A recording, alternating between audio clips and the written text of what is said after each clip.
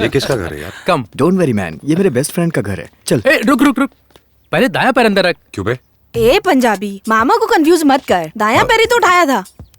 तू आजा मामा। ये यहाँ क्या कर रही है? तुम्हारी फिजिक और वेस्ट थिंकिंग में कोई कनेक्शन है क्या? बॉडी में थोड़ा रोमांस होना चाहिए मामा। अंदर chicken kebab ready. Chill mama, come on come on. अच्छा, सच में ये तेरे दोस्त का ही घर है ना? समझ गया। ए छोटे हाथी।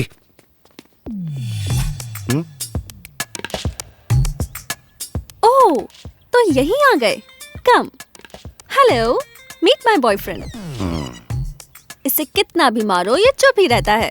जब भी मुझे गुस्सा आता है ना, ऐसे निकालती हूँ, ऐसे घुसाती हूँ। क्या देख रहे हो? अगर ये फैसिलिटी नहीं होती तो मैं अपने गुस्से की वजह से डायरेक्टली तुम्हें मार देती। यहाँ क्यों लेकर आया यार? तुम दोनों का झगड़ा खत्म करने के लिए। इसकी बात की रिस्पेक्ट करके मैं इतने दिन दूर रही, अब मुझसे नहीं होता, इसीलिए मैं आ गई। अरे यहाँ आकर देखा तुम सब दीवार कूदकर कहीं जा रहे हो और वो अकेले कुछ लोगों से जाकर मिल रहा है। What? अकेला कैसे? हम सब तो साथ में जाते हैं। हाँ? इतने शौक क्यों हो रहे हो? ये अकेले जाता है ये तुम्हें भी नहीं पता था?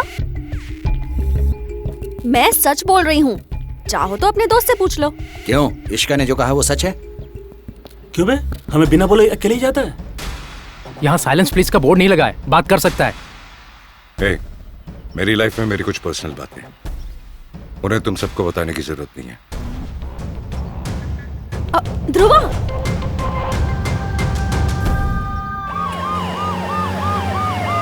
होम मिनिस्टर का नया फ्लैट बन रहा है, उसे नजदीक से जाकर देखो और हैंडल करो। Okay sir.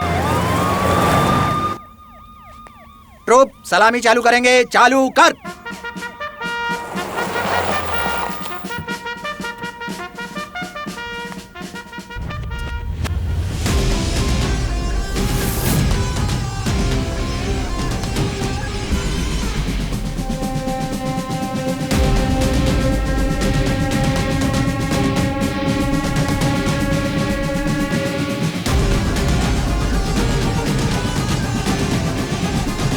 ये क्या ध्रुव?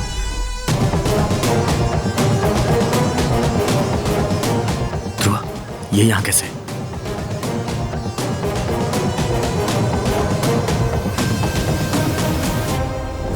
क्या हुआ? क्यों बुलाया? बुलाया तो इतने सावधानी से पूछ रहे हो? तुम्हें कुछ दिखता नहीं क्या? 4 दिन पहले अपनी आंखों के सामने इसने मर्डर किया था। उसे कितनी मेहनत करके हम लोगों ने पकड़ा था। सैल्यूट करने वाले इन हाथ से मुंह छिपाना पड़ा मुझे। छी! अरे, इतना होने के बाद भी तू ऐसा बिहेव कर रहा है जैसे कुछ हुआ ही नहीं। तुझे हो क्या गया है? हाँ इशिका,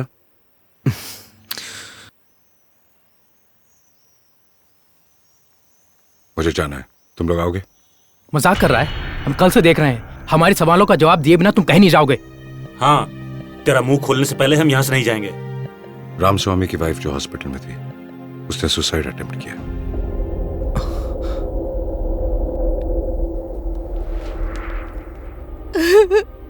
ये क्या है? क्यों ऐसा किया? मेरी आंखों के सामने मेरे पति को मार दिया। कोर्ट में मेरी गवाही नहीं चलेगी। उसने हेलमेट पहना हुआ था, कैसे पहचाना ये पूछकर पूरा केस रद्द कर दिया। पुलिस, लॉयर, किसी ने मुझे सपोर्ट नहीं किया। जब कुछ हो ही नहीं सकता है तो मैं जीकर क्या करूंगी, इसीलिए मरना चाहती थी।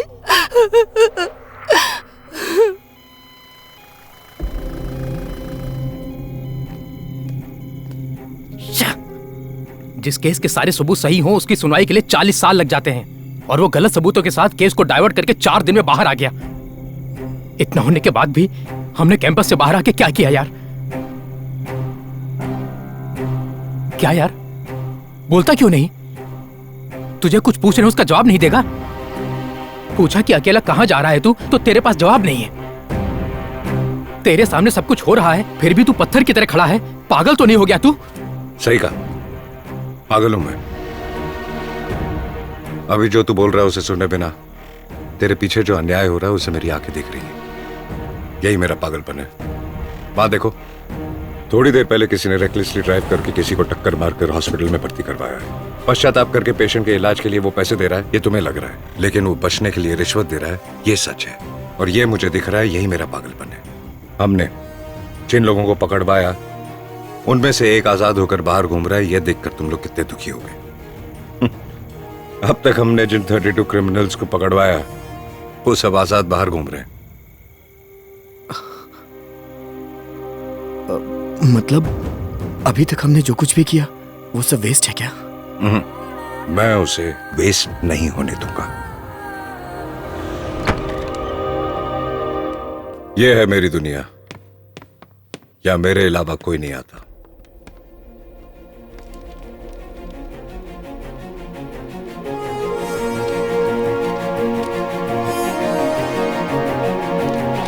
अपने दुश्मन के बारे में बताओ, मैं तुम्हारे बारे में बता दूंगा। ये क्या है? ऐसा तो हम अपने दोस्तों के बारे में कहते हैं। यस, तुम्हारे दोस्त कौन है पता हो तो तुम्हारा कैरेक्टर पता चलता है। तुम्हारे दुश्मन कौन हो पता हो तो तुम्हारी कैपेसिटी पता चलती है। 4 दिन पहले ये हमारा दुश्मन था जिसने रामास्वामी को मारा। वो न्याय के लिए लड़ने वाले एक समाज सेवक थे। सिर्फ एक चेन के लिए उन्हें इस तरह से मारा जा सकता है, इस बात पे मुझे शक हुआ। इसलिए मैं उन्हें पकड़ने के लिए बेचैन था। वहां मुझे कुछ इन्फॉर्मेशन मिली। ये देखो, इरफान अली का उसमें इन्वॉल्वमेंट है। हम उस चेन स्नैचर को जितनी बार अंदर करवा दें उतनी बार वो बाहर आ जाएगा। अपने होम मिनिस्टर के साथ इरफान अली ने सिटी के बाहर एक जमीन पे कब्जा करके बड़े लेवल पे कंस्ट्रक्शन प्लान किया है। वो जमीन गरीबों को वापस दिलवाने वाला इंसान रामास्वामी थे, इसीलिए उन्हें मार डाला। किसी को शक ना हो इसीलिए चेन स्नैचिंग प्लान करके पुलिस को इस पे भरोसा दिलाकर केस क्लोज कर दिया। अब बताओ तुम, हमारा दुश्मन ये है या वो? अब तक हमने पकड़वाए 32 केसेस के साथ अपने शक के बिना पर मैंने इन्वेस्टिगेट किए 500 केसेस से जुड़े हैं ये फुल डिटेल्ड एनालिसिस। इनमें मौजूद हर क्राइम के पीछे चेन स्नैचिंग, बच्चों की किडनैपिंग, ऐसे बहुत से मैनिपुलेटेड प्लान छुपे हुए हैं। तुम लोगों को याद है कुछ दिन पहले किडनैप केस में बच्चों को बचाया था, वो भी पैसों के लिए नहीं हुआ था। पिछले महीने एक हॉस्पिटल में इंक्यूबेटर शॉर्ट सर्किट की वजह से 18 बच्चों की मौत की खबर तुम लोगों ने सुनी होगी। उनकी मौत उसकी वजह से नहीं हुई थी। सारे बच्चे बाय बर्थ से शुगर की बीमारी के साथ पैदा हुए थे। मैं रोज जो पोलियो ड्रॉप्स देती हूँ उसी तरह ही उस दिन भी बच्चों को मैंने वही ड्रॉप्स दिए, लेकिन देते ही 10 मिनट में सब बच्चे मर गए। घबराकर जब मैनेजमेंट को ये बात बताने गई तो उन्होंने मुझे धमका दिया, अगर ये बात बाहर आई तो हॉस्पिटल का नाम खराब होगा, इसलिए मेरा मुंह बंद करवाया था।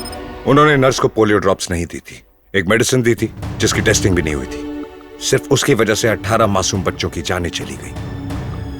अगर ये सच बाहर आ जाता तो इंडिया के बाकी के फार्मा कंपनीज के गुनाहों का सच बाहर आ जाता। इसलिए इसे शॉर्ट सर्किट में मैनिपुलेट किया गया। इसे ईमानदारी से रिपोर्ट करने आए डॉक्टर रमाकांत जी का मुंह बंद करने के लिए उनकी बेटी को किडनैप किया। सिर्फ उनकी बेटी को किडनैप करने से शक हो सकता था, इसलिए साथ में 3 और बच्चियों को किडनैप किया। इस सारी मेडिकल माफिया को चलाने वाला धीरज चंद्रा है। ऐसे हर एक छोटे इमोशनल क्राइम के पीछे एक बड़ा ऑर्गेनाइज क्राइम हो रहा है। तुम्हें लगता है हर एक क्राइम के पीछे एक बड़ा ऑर्गेनाइज्ड क्राइम होगा? ये बात कैसे कह सकते हो? ठीक वैसे ही वो लोग हर बड़े क्राइम के पीछे एक छोटा क्राइम दिखाकर हम लोगों को धोखा दे रहे हैं, ये मैं कह रहा हूं। ऐसे अपराध और जुर्मों पर रिसर्च मैंने आज नहीं शुरू की, जब मैं 15 साल का था तब से कर रहा हूं। सभी खबरों की लाइंस पढ़ते हैं, जो लिखा है उसे सच मानते हैं, but I started reading in between the lines. एक दिन जब मैं न्यूज़पेपर पढ़ रहा था तो समझ में आया कि दूसरे पेज और छठे पेज में कुछ तो लिंक है। दूसरे पेज पर लॉरी स्ट्राइकर का अनाउंसमेंट आता है और छठे पेज पर एक्सीडेंट बढ़ने की खबर आती है। एक पेज पर पार्टी को कोई फंड देता है और दूसरे पेज पर उसके कोई करीबी इंसान को जेल से छूटने की खबर। एक पेज पर सोने के दाम बढ़ने की खबर होती है तो दूसरे पेज में अक्षय तृतीया के 2 दिन एक्सटेंड होने की खबर आती है। एक पेज में फॉरेन कॉफी ब्रांड इंडिया में लॉन्च हो रही होती है तो दूसरे पेज पर कॉफी हार्ट के लिए अच्छी होती है, ऐसी खबर होती है। एक्चुअली हम बिजनेस न्यूज पर ध्यान नहीं देते, लेकिन सिर्फ वही बिजनेस पेज ही पेपर में बाकी खबरों को डिसाइड करती है। कुछ व्यापारी जो अपने फायदे के लिए खबरें छपवाते हैं, हम उसे ब्लाइंडली फॉलो करते हैं। हमें कौन सा पानी पीना है, कौन सी मेडिसिन लेनी है, क्या पढ़ाई करनी है, ये सिर्फ एक बिजनेसमैन ही डिसाइड करता है। जनता की किस्मत लिखने वाला एक राजनीतिक नेता हो सकता है, लेकिन उस राजनीतिक नेता की किस्मत लिखने वाला होता है एक बिजनेसमैन। ये जो सारे 500 क्राइम्स हुए हैं वो सिर्फ व्यापार को फायदा पहुंचाने के लिए किए गए हैं, और इन सब के पीछे सिर्फ 15 लोग हैं।